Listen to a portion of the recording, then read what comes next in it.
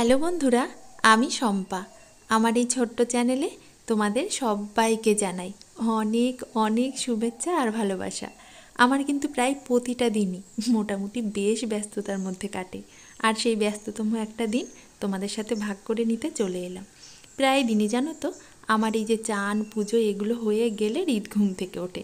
আর জানো তো, খানিকটা আগেই ঘুম থেকে উঠে পড়েছে, তাই ওকে পাশে বসিয়েই পুজোটা দিচ্ছি। আর দেখো কি সুন্দর ঘটের মতো আমার পাশে বসে বসে পুজো দেওয়া দেখছে, খুব শান্ত। Good morning. আজ দেখো হৃদ কিন্তু আমার চান পুজো সারার আগেই ঘুম থেকে উঠে পড়েছে। আর আগে আগে ঘুম থেকে উঠেছে মানে আবারও নিশ্চয়ই ঘুমিয়ে পড়বে। বাড়ির সবারই খাওয়া দাওয়া হয়ে গেছে, আমি এই মাত্রই পুজো দিয়ে উঠলাম। চলো এবার আমি নিজে খেয়ে নিই, তারপর ঘরের অন্যদিকের কাজগুলো সেরে নেব।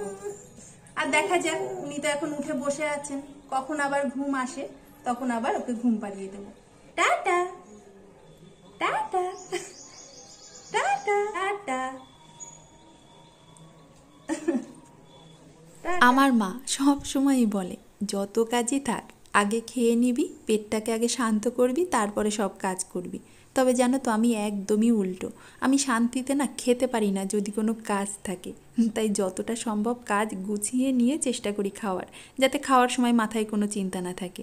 আসলে খেতে তো ভীষণ ভালোবাসি, আর যদি তাড়াহুড়ো করে খাই তাহলে না খাবারের স্বাদটা বোধহয় ঠিকভাবে আমি পাবো না। সেই ভেবে আমি কাজগুলো সেরে তারপরেই কিন্তু খাওয়ার চেষ্টা করি।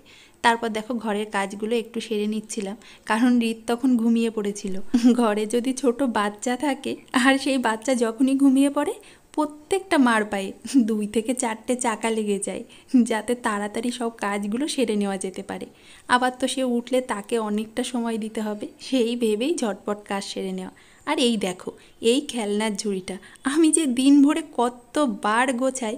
এই খেলনার ঝুড়ি, ওই সাজগোজের ঝুড়ি, আর এই বিছানাটা আমি যে দিন ভরে কতবার গোছাই না, সে গুণেও শেষ করা যাবে না। আমি এই গুছিয়ে পেছন ফিরবো তো আবার যাতাই হয়ে যায়। কি আর করার, যতটা সম্ভব গুছিয়ে রাখার চেষ্টা করি। আর হৃদ তো ঘুমিয়েছিল, ঘুম থেকে উঠলেই ওকে এই যে ফলের রসটা দেবো। তাই দেখো আঙ্গুর ফলের এই যে খোসাগুলো বেশ সুন্দরভাবে ছাড়িয়ে হাত দিয়ে চেপে রসটা বের করে নিলাম। ওকে খাওয়ানোর পর একটু নখগুলো কেটে দিচ্ছিলাম। আর এই নখগুলো কাটতে কাটতে আমি না আগডুম বাগডুম কত গল্প যে করছিলাম, সেই গল্পের কিন্তু কোনো মাথা মুন্ডু ছিল না। তাই আমি আওয়াজটাকে বন্ধ করে দিলাম। এখন ওকে চান করিয়ে দেবো। আর জানো তো, এক্ষুনি ঘুম থেকে উঠলো তো চান করে আবার ঘুমিয়ে পড়বে। মানে ও যতই ঘুমাক, চান করে ওকে ঘুমাতেই হবে, মানে এটা ওর অভ্যাস। আর ও ঘুমিয়ে পড়লে আমি ঝটপট রান্নাটা সেরে নেবো। রান্নার যতটুকু কাজ ওকে কোলে নিয়ে করা একদমই সম্ভব নয়, সেই কাজগুলো একটু ঝটপট করে গুছিয়ে নেব।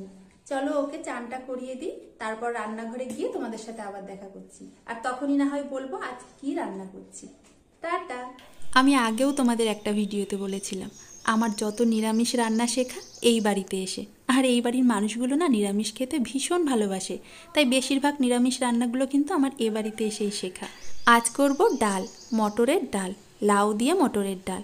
আর জানো তো, আমার ননদকে দেখেছি যখনই সবজি দিয়ে মটরের ডাল করে, ওর মধ্যে না একটু ছোলার ডাল দিয়ে দেয়।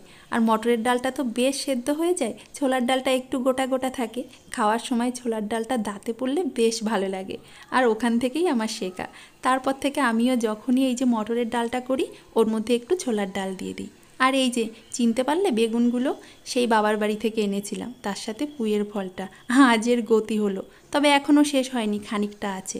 আর এই পুঁইয়ের ফলটা প্রথম যেদিন আমি রান্না করেছিলাম না, আমি জানতামই না এইভাবে রান্না করলে এত টেস্ট হয়। ভাজা খেতে খেতে এত বিরক্ত হয়ে পড়েছিলাম, তারপরে এইভাবে একদিন করলাম, দারুণ হয় খেতে। তারপর থেকে এইভাবেই করি। তার সাথে এই যে লাউ দিয়ে ডাল, দেখেছো ছোলার ডালগুলো কেমন একটু গোটা গোটা। তার মধ্যে হৃদও উঠে পড়েছিল, ওর সাথে একটু খেলা করলাম। হৃদ না চানের পর অনেকটা সময় ঘুমালো জানো তো। আমার রান্না বান্না প্রায় শেষ হয়ে গিয়েছিল, শুধু ডালটা হতে একটু বাকি ছিল। এখন একটু খেলাধুলা করবে, তারপর সময় হলে ওকে খাইয়ে দেবো। ভিডিওটা এখানেই শেষ করলাম, কাল আবারও ফিরে আসবো আরো একটা নতুন ভিডিও দিয়ে। সবাই ভালো থেকো, আর অবশ্যই অনেক অনেক আনন্দে থেকো। টাটা।